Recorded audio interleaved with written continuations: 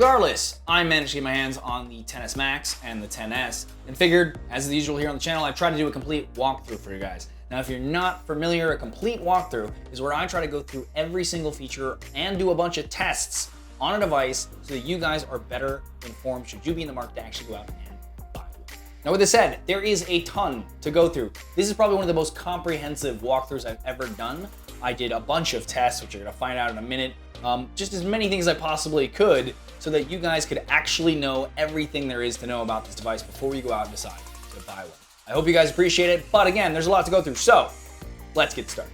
First up, there's a link below to the iPhone XS walkthrough that I posted yesterday, and today we have the iPhone XS Max. Now, for any of those that watched the XS video, this is going to be kind of similar because they are similar devices. Okay, now, all of the phones from the XS to the XS Max and the XR coming out later now sport the same look overall as the iPhone X from last year, complete with a notch for the facial recognition sensors, an end-to-end screen, etc. According to Apple though, the scratch-resistant glass on the front and back for the XS and the XS Max is, quote, the strongest ever on a smartphone. Now, as I mentioned in my XS video, I can personally attest to this because the first day I got my XS Max, I put it on a bar table. 10 minutes later, heard it hit the ground. To my surprise though, I picked up the Max and the only bit of damage was a little bit of paint missing from the two corners. I was annoyed that it slid off because it's clearly a very slippery device just like the X was, but also sort of impressed. And since both the XS and the XS Max are made out of the same materials, I'd say that they both are gonna handle pretty well. The XS Max comes in silver, space gray, and gold, with gold being the color that I have here. This is also the new color for the year.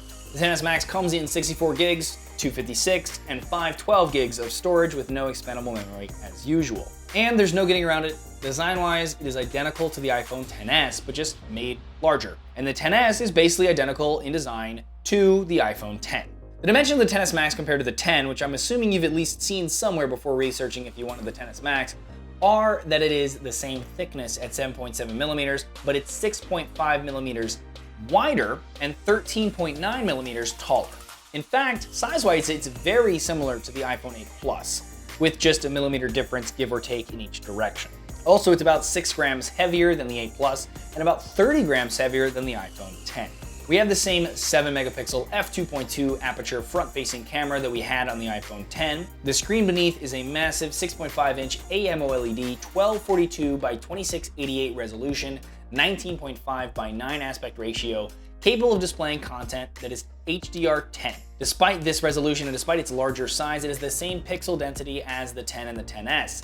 Apple also claims that the XS Max and the XS can display 60% greater dynamic range than the iPhone X. So I put them next to each other, and here's what it looks like. Now, I can't tell much. I would say it's a little bit different, but here on camera, it's very hard to tell. And again, it's not much.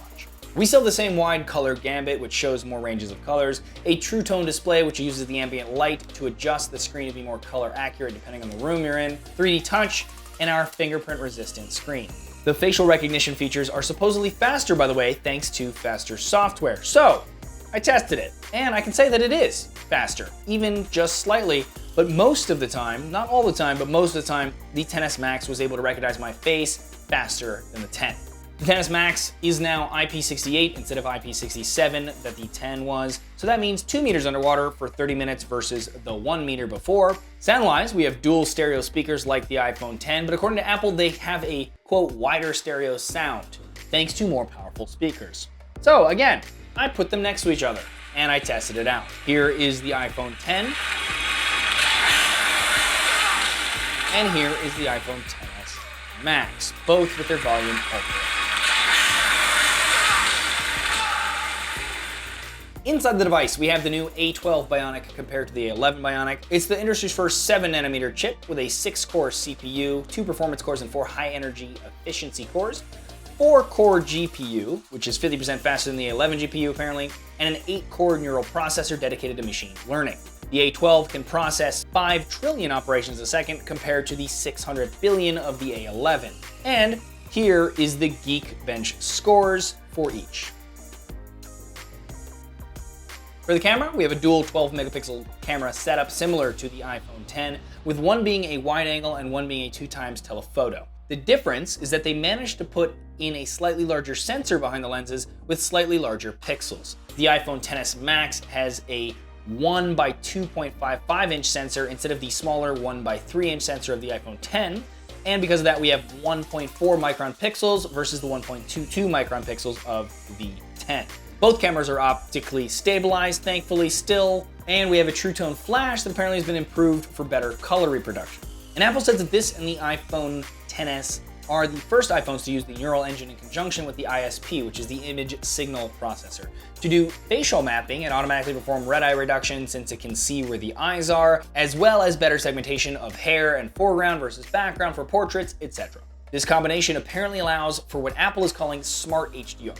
In their presentation, this sounds a lot like what HDR does on most phones now, where it takes multiple photos at different exposures and combines them algorithmically to create the most balanced shot from pieces of each. And so here are shots taken on the XS and the 10 side by side as best as I could so you guys can see the difference in each.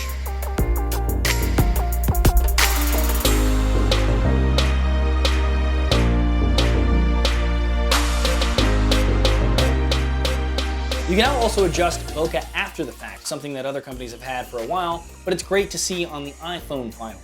Video-wise, we have 4 microphones for recording better stereo sound, and we have apparently extended dynamic range for video up to 30 frames per second. So here is video shot on the XS Max versus the 10 side by side to the best of my ability, comparing them both so that you can see what the differences are.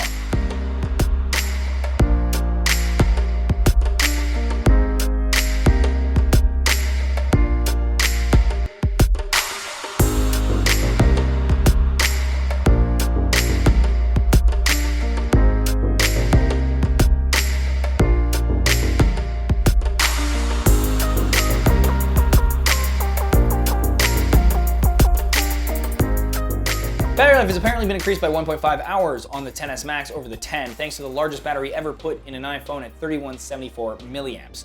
I, of course, put them to the test though, and here you can see that. They also claim that it has better wireless charging as well, which they never actually said what that exactly means, but that it's just better. So I tested that as well. And it turns out that up to 80% at least, the XS is faster at wirelessly charging than the 10, but once we get to 80%, the 10 actually gets to 100 faster than the XS does. Now, because getting up to 80 is probably more important, I would say that is improved, but there you go. Now, Gigabit LTE is finally available on the newer iPhones as well, which means you'll not only get faster speeds, but you'll also get better coverage thanks to things like 4x4 MIMO, which uses multiple antennas, 4 of them, to get better signal compared to older iPhones. And again, this is something that we've seen, and I've even done videos on here. You can click the link below to learn more about that. And for a while now, but it's finally nice to see them on iPhones. But I decided to put the two side by side in an area that I know Gigabit LTE is available here in New York City and Manhattan to see how they did and compared them to an Android equivalent.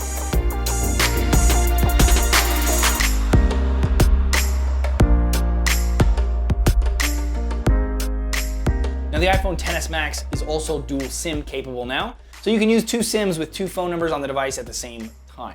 Something that's a bit more important overseas where you might cross country lines and need a different carrier as you do, more so than here in the US. And we have the usual Bluetooth 5.0, Wi-Fi 802.11ac and NFC for Apple Pay, etc. Now, as for software, the device is running iOS 12, and there isn't any feature in it that is going to only be on this device that isn't on the 10, except for that adjusting of the bokeh in the portrait mode after the photo is taken, because, you know, Apple likes to withhold these things from you so that you upgrade, it seems. And since iOS 12 is out and on a lot of iPhones already, apparently, chances are you already know how most of it works. So really quickly then, for those of you that this might be your first iPhone without a home button maybe, I'll do a super fast overview of the UI.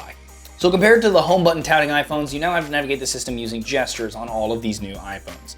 Firstly, to unlock the phone, you can either tap the power button on the right or just raise it while looking at it. At this point, the idea being that you can swipe up from the bottom to get to the home screen and that the face unlock should have already recognized you by then. Regardless, you can tell when it does recognize you though by the lock logo at the top showing unlocked. Now, once on the home screen, you'll see all of your apps as icons on a series of screens that you can swipe to the left to get to, and you can tap and hold on them to reorder them, drag them on top of each other to create folders that then can be swiped through as well, or tap the X to delete them from the phone. You can also 3D touch on an app icon, which means touching with increased force to get some quick actions for that app if they are supported by the developer of the app. Swiping to the right, you get to your widgets, which brings info to the screen from apps that support them without having to open the app.